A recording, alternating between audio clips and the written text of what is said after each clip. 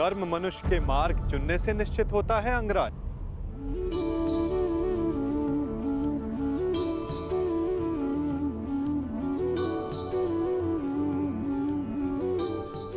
प्रश्न ये करना चाहिए कि मार्ग कौन सा चुना जाए।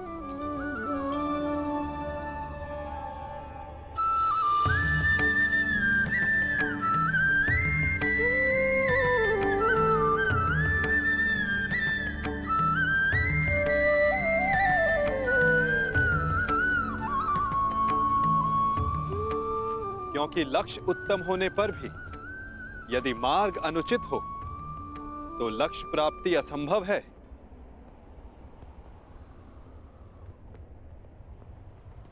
चुनने की कला धनुर्विद्या से अधिक कठिन है अंगराज।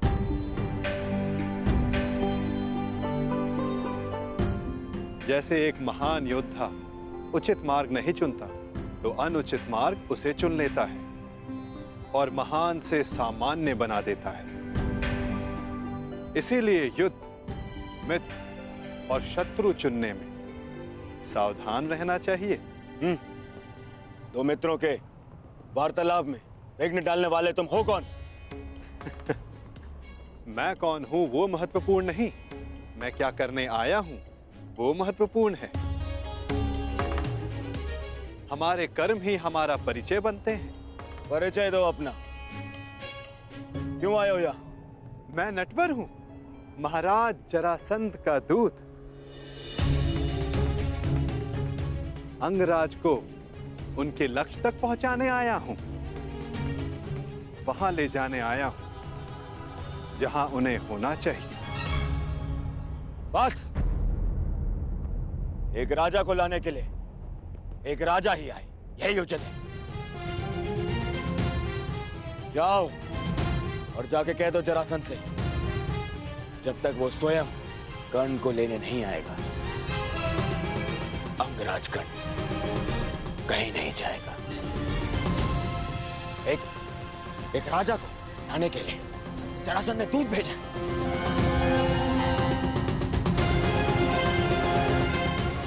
ये नियम के विरुद्ध है।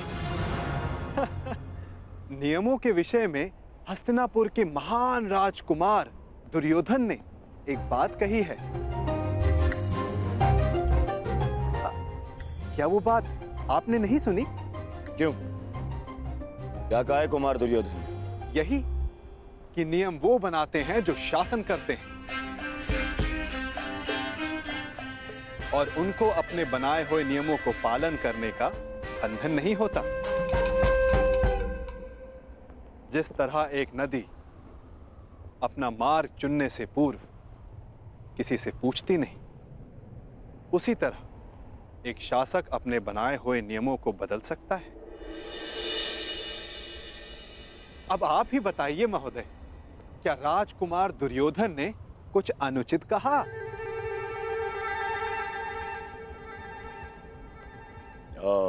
नहीं नहीं, कदापि नहीं।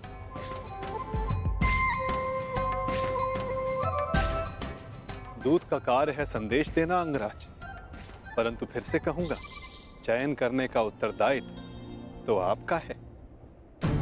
आप मेरे साथ आना चुनते हैं या नहीं, ये तो आप पर निर्भर करता है। कर्ण ने यदि कुछ चुना है तो केवल अपने वचन का पालन करना है। मैं तुम्हारे साथ आऊंगा दूत। अहो भाग्य, मैं भी यही चाहता था कि आप मेरे साथ आएं।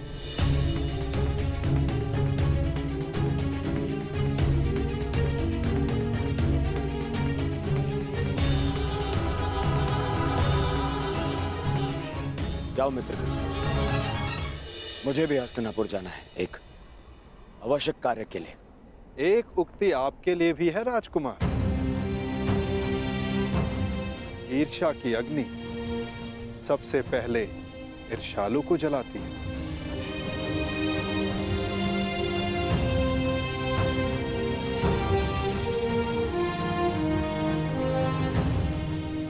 क्या कहा तुमने? बस एक महान पुरुष की उक्ति स्मरण हो आई, सो कह दी।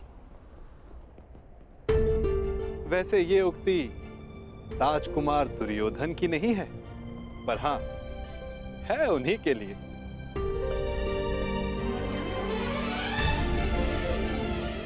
आपका दूत आपकी प्रतीक्षा कर रहा है अंगराज।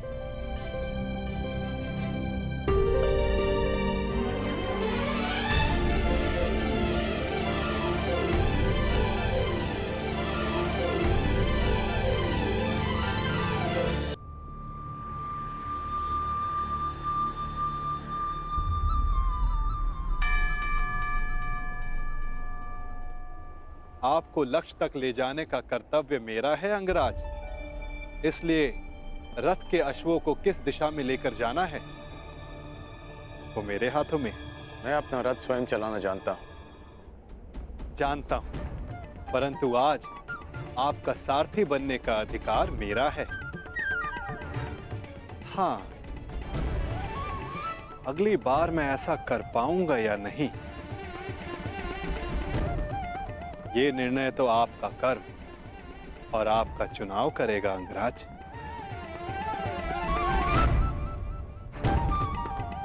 चलो नटवर, जरासंध मेरी प्रतीक्षा कर रहे होंगे।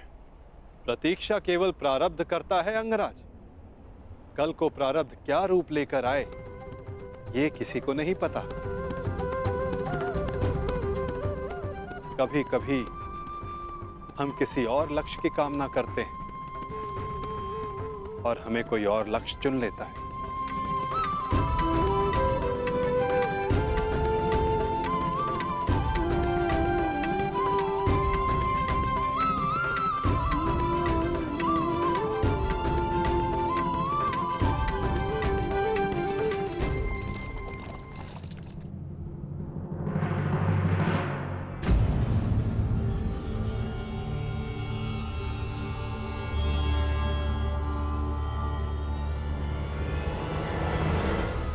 मुझे देख के यूं आश्चर्यचकित ना हो कुमार दुर्योधन।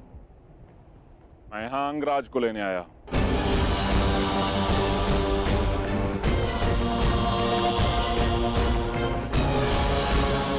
परंतु अभी अभी आपका दूत कर्ण को अपने साथ में लेकर गया। दूत? परंतु मैंने तो कोई दूत नहीं भेजा। एक राजा को स्वयं राजा लेने आएगा, यही नियम है। नहीं भेजा? फिर वो कौन था जो कर्ण को ले गया?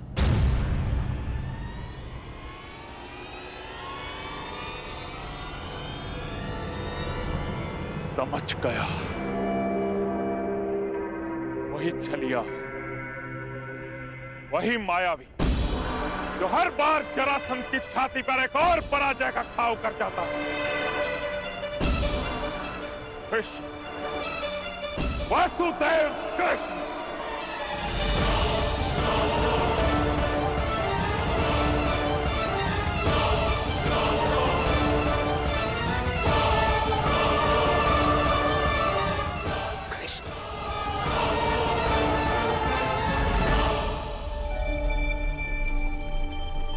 बहुत अच्छी बात कही तुमने कि यदि उचित मार्ग ना चुनो तो अनुचित मार्ग हमें चुन लेता है। किसने कही हैं ये पंक्तियां? अंगराज प्यासा नदी का मीठा पानी पीता है, उसके उद्गम की खोज नहीं करता।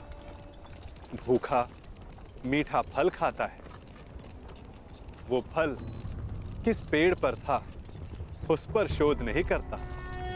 ठीक उसी प्रकार किसने क्या कहा है वो महत्वपूर्ण नहीं, महत्वपूर्ण कुछ है तो ये कि कही गई बात समझ में आई या नहीं। किसने कहा है उसे ढूंढने निकलोगे तो समझ नहीं आएगा कि क्या करना है। समझ गए ना?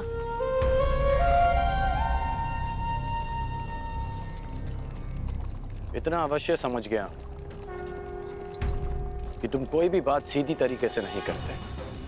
दूत हूं, मार्गदर्शक हूं, और जीवन का मार्ग कभी सीधा नहीं चलता।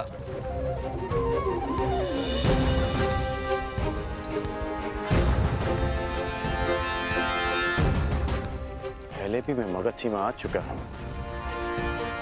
परंतु ये मार्ग भिन्न क्यों लग रहा है? निसंदेह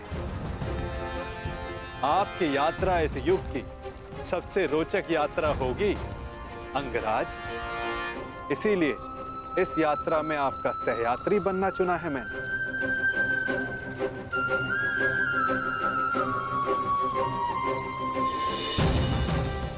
परंतु ये यात्रा अंत नहीं। इस यात्रा के पश्चात जीवन का नया मार्ग मिलेगा। अब देखना यह है अंगराज कि आप कौन सा मार्ग चुनते हो।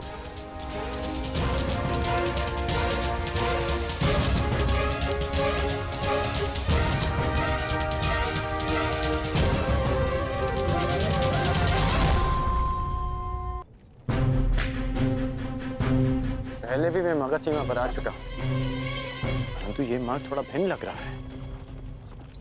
सीमांत का मार्ग निश्चित नहीं होता अंगराज। निश्चित तो उचित अनुचित होता है, अर्थात उचित दिशा निश्चित करना ही सत्य है।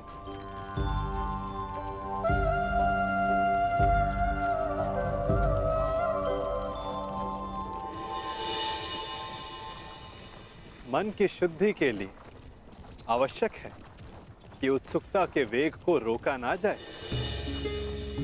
प्रश्न नहीं करोगे तो उत्तर कैसे पाओगे?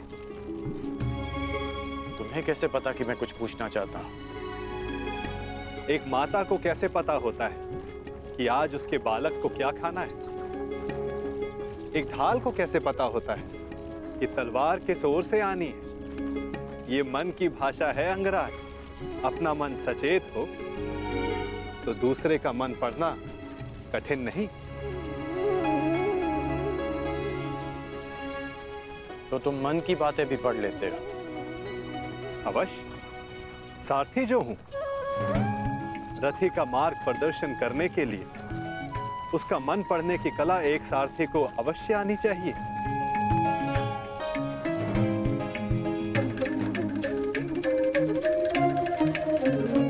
वैसे युद्ध करने में बहुत कुशल होना अंगराज।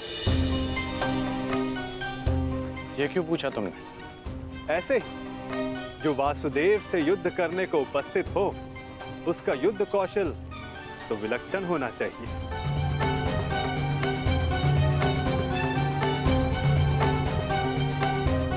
तुम्हें कैसे पता कि मैं वासुदेव से युद्ध करने जा रहा हूं? जरासंध ने बताया? नहीं। तो फिर किसने? आपको स्मरण नहीं अंगराज? मैंने अभी कहा था, अगर सारथी का मन सचेत हो तो योद्धा का मन पढ़ना कठिन नहीं।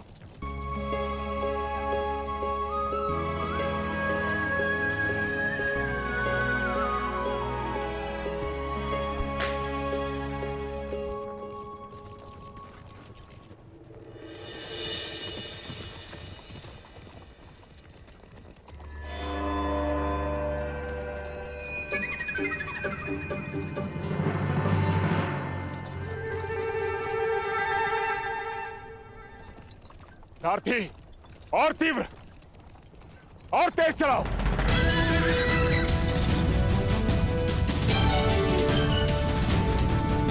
हो रहा, और तीव्र।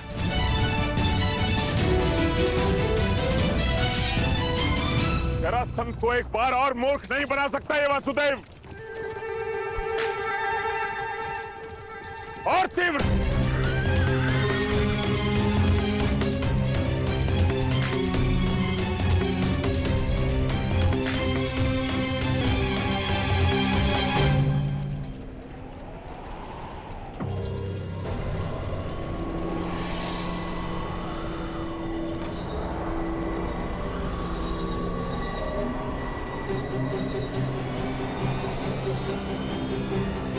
कहां गया ये छलिया?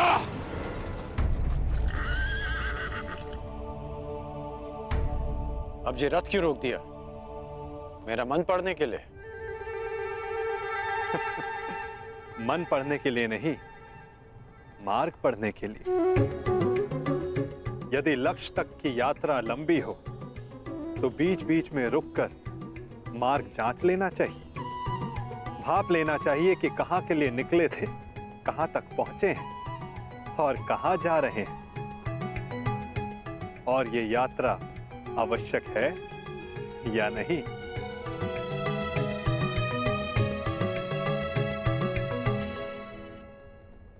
सारथी, रोको रथ, रथ रोको।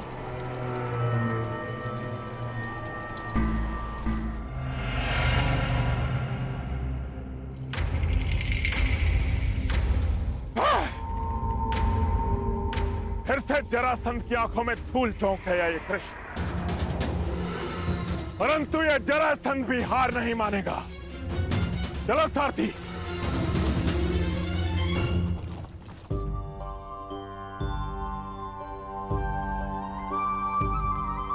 यदि मार्ग की जांच कर ली हो तो प्रस्थान करें। रथी को समय पर लक्ष्य तक पहुंचाना भी सारथी का ही कर्तव्य है। सत्य कहा आपने, परंतु एक बार पुनः विचार कर लीजिए अंगराज। अर्थात मैं इंद्र का सारथी नहीं कि मैं जल और वायु पर भी रथ चला सकूं। सामने देखिए अंगराज।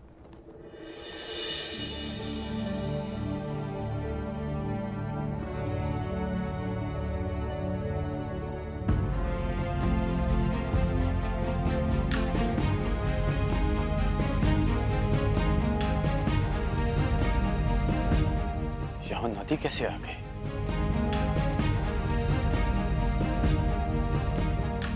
और मैंने इसे पहले क्यों नहीं देखा? नदी हमारे मार्ग में नहीं आई है अंगराज, हम नदी के मार्ग में आए हैं। अब सोचना यह है कि इस बाधा को कैसे पार करेंगे आप।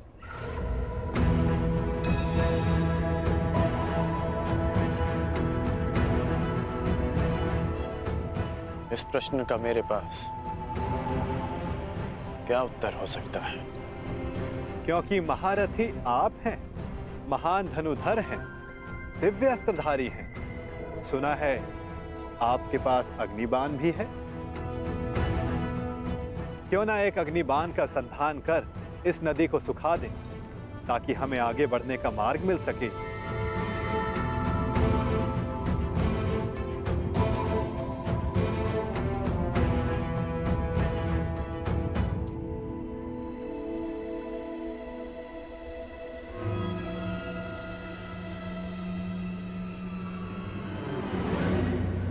आपके लिए समय से ज्यादा महत्वपूर्ण और कुछ है? दुर्गम मार्गों में रथी का कर्तव्य बनता है कि वो अपने सारथी की सहायता करे। यदि रथी सहायता नहीं करेगा तो सारथी लक्ष्य तक उसे कैसे पहुंचाएगा समय पर?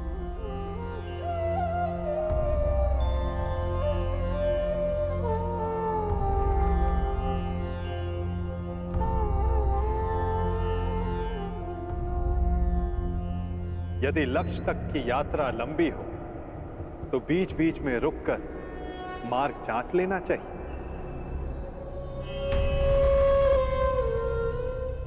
भाप लेना चाहिए कि कहां के लिए निकले थे, कहां तक पहुंचे हैं और कहां जा रहे हैं, और ये यात्रा आवश्यक है या नहीं। नहीं, कोई विवाह उत्सव नहीं मनाया जाएगा दुशासन।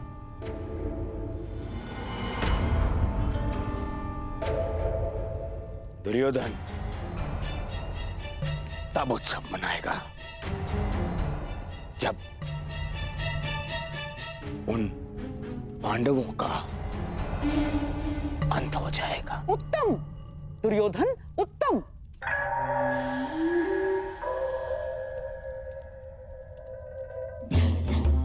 जो अपने लक्ष्य तक पहुंचने से पहले उत्सव नहीं मनाते, वो शीघ्र ही लक्ष्य साधते हैं। और तुम्हें उत्सव मनाने के लिए अधिक प्रतीक्षा नहीं करनी होगी।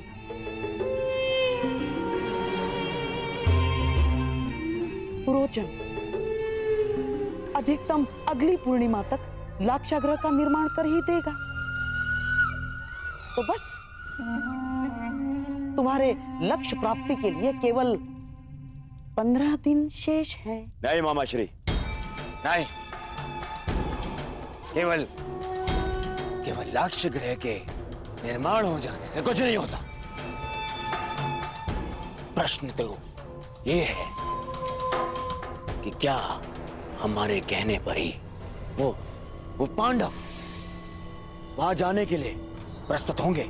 अवश्य होगा मेरे होने वाले सम्राट, अवश्य होगा। विशेषकर तब जब वर्णावत में हस्तिनापुर के युवराज का सम्मान और सत्कार करने के लिए वहां उन्हें बुलाया जाएगा। ये केवल संभावना है मामाश्री, संभावना। यदि उन्होंने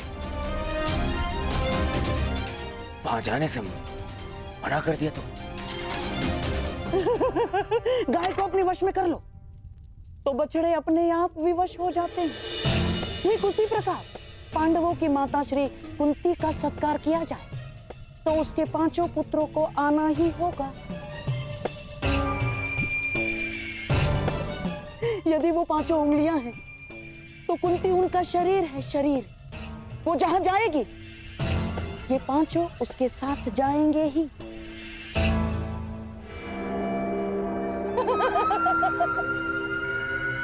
परंतु मामाश्री, वो लाक्षाग्रह है, तो क्या इसका अर्थ पांडवों के साथ साथ माता कुंती को भी? अति उत्तम दुशासन, अति उत्तम।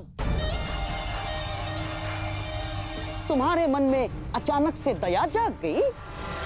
मैं तो बड़ा प्रसन्न हुआ अपने भांजे की मानवता से।